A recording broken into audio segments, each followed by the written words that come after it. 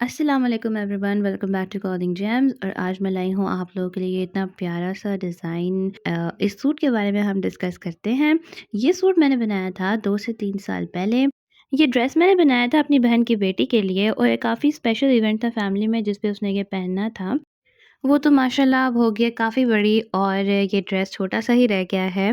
And जो मेरी छोटी-सी बेटी है, अब वो इसमें फ़िट आ जाएगी, तो इसलिए मैंने कहा चलो ये निकालते हैं। और मैं इन सारे कपड़ों को ना बहुत अच्छे तरीके से सँभाल के रखती हूँ। और भी मैंने फ्रॉक्स वग़ैरह जो डिज़ाइन की थी अपनी बहन की बेटी के लिए वो तो अब मेरे पास आ गई हैं। तो मैंने इन सबको बहुत ही अच्छे तरीके से ना क्लॉज़ेट में सँभाल के रखा हुआ है, ताकि बच्चे पहन लेते हैं, क्योंकि इतनी मेहनत हम जो करते हैं वो ज़ाया तो होनी नहीं चाहिए। और हम जब बच्चों को पहनाते हैं तब हम स्पेशल केयर भी करते हैं कि ज़्यादा बच्चे कपड़ों को ख़राब ना करें। अब ये देखिए मैंने कितना अच्छा तब भी ये डिज़ाइन बनाया था। ये मैंने ऑर्गेन्जा से बनाया था, नीचे सिल्क का मैंने इनर बनाया था। उसके साथ आप देख रहे हैं कि नेक के पास मैंने ये इतना अच्छा-सा ब्रोच लगाया हुआ था। और टाइम के साथ जो ब्रोच है उसका कलर थोड़ा फेड सा हो गया था और मैंने कहा चलिए डिज़ाइनिंग भी थोड़ी मैं चेंज कर देती हूँ, तो मैं इसको कर रही हूँ रिमूव। देखें कितना अच्छा मैंने लगाया हुआ था कि उतर भी नहीं रहा। बच्चे थोड़ा मतलब खेल-कूद में मसरूफ़ होते हैं, अगर मैं सिर्फ़ ग्लू वगैरह से लगा देती, अच्छे तरीके से ना लगाती तो फिर उतरने के भी चांसेस होते हैं। तो इसलिए देखें अच्छी तरह मैंने सही पक्के-पक्के टाँके लगाए हुए थे कि ख़राब ना हो। और उतारने में भी देखिए थोड़ी देर ही लग रही है। जब मैंने ये डिज़ाइन बनाया था अपनी बहन की बेटी के लिए, उस टाइम पे मैंने अपनी बेटी के लिए भी एक ड्रेस बनाया था और दोनों का जो स्टाइल था ऑलमोस्ट सेम था। उसका मैंने शिफ़ॉन में बनाया था और लेकिन स्टाइल काफ़ी इसी तरह का था, क्योंकि ब्रोच भी मैंने इसी तरह का शैम्पेन कलर का लगाया था। डिज़ाइन यही था, कलर शैम्पेन था नेक के पास, और वो भी बहुत अच्छा बना था। किसी टाइम वो भी आप लोग के साथ शेयर करूँगी। और चलिए इसके जो टसल्स वगैरह थे वो बीड्स वो सभी मैंने उतार दिए हैं। इनर देखिए कितना क्यूट सा छोटा-सा है और ये मैंने सिल्क का बनाया था।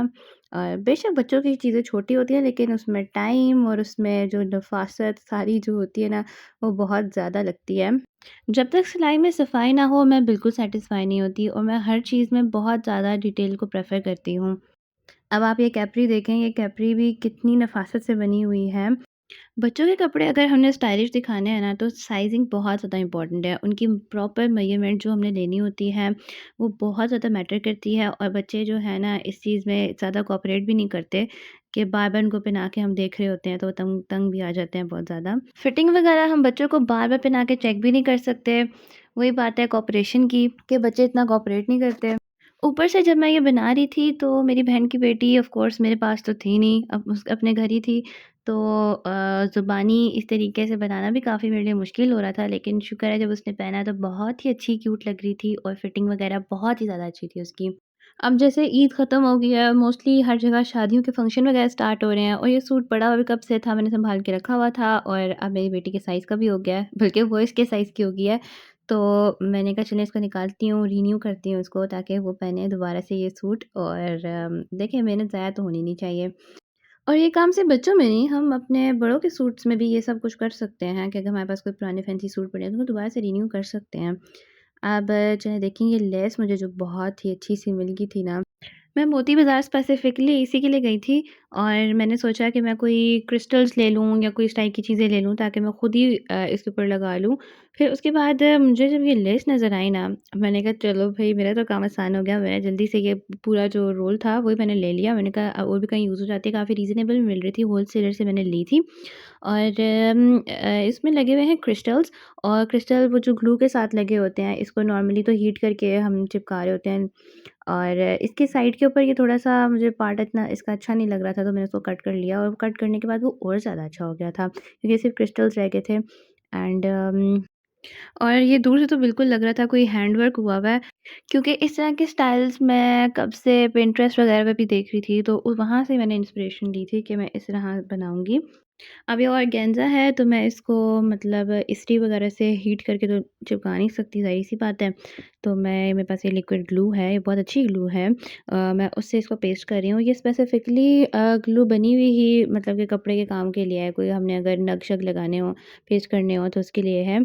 और ये टेंच में एक शॉप है जहाँ से हम मोस्टली चीज़ें ले पाया करते हैं।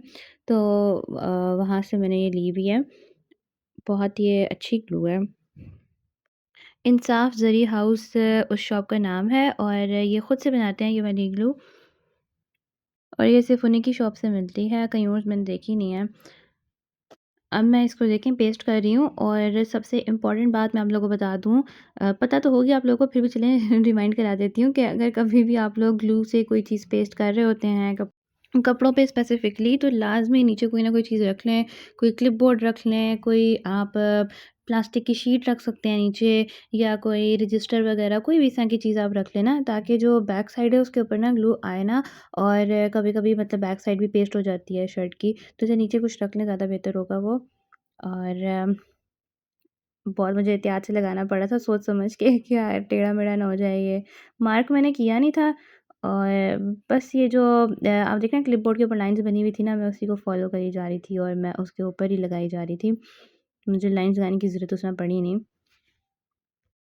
और नीटनेस बहुत मैटर करती है, मैंने आपको पहले भी बताया है, तो इसलिए अगर आप कोई भी इस तरह का डेलिकेट काम करें, जल्दी-जल्दी ना करें, आराम से टाइम दें इस चीज़ को और आराम-आराम से लगाएँ, ताकि ग्लू वगैरह कोई बाहर ना निकल आए। अब देखिए मैंने क्या किया, ये जो स्लीव्स है ना, उसके ऊपर मैंने ये नग पेस्ट कर दिए थे और मैंने ये नग इस लेस के ऊपर से ही उतार लिए थे, ताकि बिल्कुल मैचिंग हो जाएँ। और लेस बच भी तो बहुत ज़्यादा गई थी, मैंने आपको बताया था कि मैंने ले ही पूरा रोल लिया था। देखिए अब मैं लगा रही हूँ इसके ऊपर।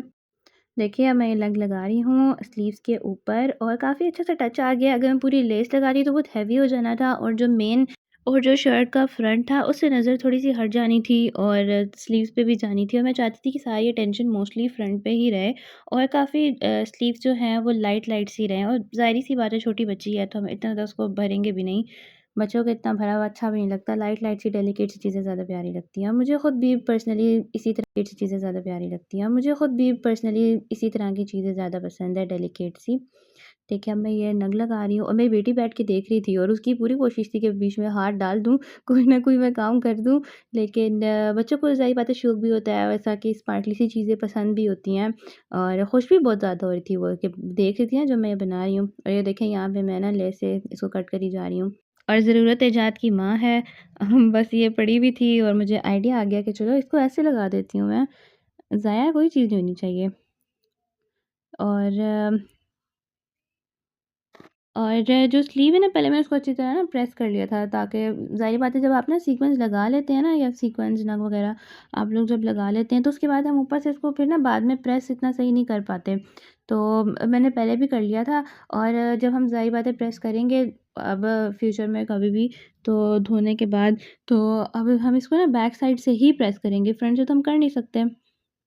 और प्रेस करना इम्पोर्टेंट है क्योंकि बीच में कभी झोल वगैरह भी आ जाता है, तो इसलिए मैं अभी ये लेस को बैक से प्रेस कर रही हूँ। और बहुत ज़्यादा मैंने हीट अप्लाई नहीं की, और इसलिए मैंने ना पहले ग्लू से लगा लिया था इसको, ताकि अब मैं एकदम से ज़्यादा हीट जैसा नॉर्मली हमें प्रोवाइड करनी पड़ती है इस लेस को स्टिक करने के लिए, तो मैं चाहती नहीं थी कि ऑर्गेन्ज़ा मेरा जो है वो डैमेज हो जाए किसी भी तरीके से, क्योंकि मैं इस पे दूसरी दफ़ा मेहनत कर रही हूँ। तो मैंने बहुत ही एहतियात से इसमें काम लिया।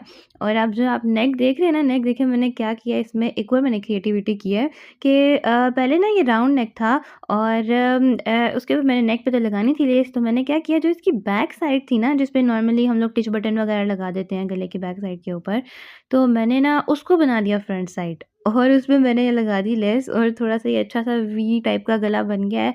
तो देखें इनोवेशन। और मोस्टली जो हमारे रिलेटिव्स हैं ना, घर वाले जिन्होंने पहले ये देखी हुई थी शर्ट, उनको भी एकदम से देख के याद नहीं आया कि कौन-सी शर्ट है, क्योंकि मैंने इसको चेंज ही इतना कर दिया था। बेशक पर्पल कलर, लेकिन डिज़ाइन ही मैंने काफ़ी डिफरेंट कर दी थी इसमें। और अब ये जो गला है, गला मुझे बहुत ही ज़्यादा पसंद आया था, क्योंकि ज़्यादा क्रिएटिविटी मेरी इसी में नज़र आ रही थी। मैंने गले का डिज़ाइन ही चेंज कर दिया इसमें। और देखिए छोटी-छोटी चीज़ें होती हैं उसमें, अगर हम थोड़ा-सा थोड़ी-सी सोच-विचार कर लें, तो हम उसको कितने अच्छे तरीके से बना सकते हैं ना। ज़रूरी नहीं है कि बहुत ज़्यादा कोई लैविश हमारे पास चीज़ें हों जो हम यूज़ करेंगे तभी कपड़े अच्छे होंगे। छोटी-छोटी सी बातें होती हैं जिनसे हम डिज़ाइंस को बहुत अच्छा बना सकते हैं और अट्रैक्टिव बना सकते हैं। अब राउंड नेक थी, राउंड नेक मुझे इसके साथ ना स्टाइल के साथ इतनी अच्छी लग नहीं रही थी, और मुझे था कि कुछ सेंटर में लगाऊँ मैं। मैंने डिज़ाइन भी इस तरह का चूज़ किया था। देखें कि मैंने साइड्स के ऊपर लेंथ्स में ये लेस लगाई हुई थी, तो मैंने कहा गला भी थोड़ा इससे रिलेटेड ही होना चाहिए ना, तो इसलिए मैंने ये स्टाइल चूज़ किया था। और पहन के मैंने बेटी को जब पहनाया ना तो वो इतनी क्यूट लग रही थी इसको पहन के, बड़ा ही अच्छा लग रहा था। बच्चों के तो गले वगैरह पे ना चीज़ें लगानी चाहिए, पर्सनली मैं ये सोचती हूँ क्योंकि बच्चों का गला वगैरह बहुत ज़्यादा प्रोमिनेंट होता है, नज़र आता है। तो मैं ज़्यादा फ़ोकस करती हूँ कि मैं गले की डिज़ाइनिंग करूँ अपनी बेटी की। चलें अब आप लोग बताएँ क्या आप लोगों को ये कितना पसंद आया है? और वीडियो को लाइक कर दें, चैनल को सब्सक्राइब कर दें। अल्लाह हाफ़िज़।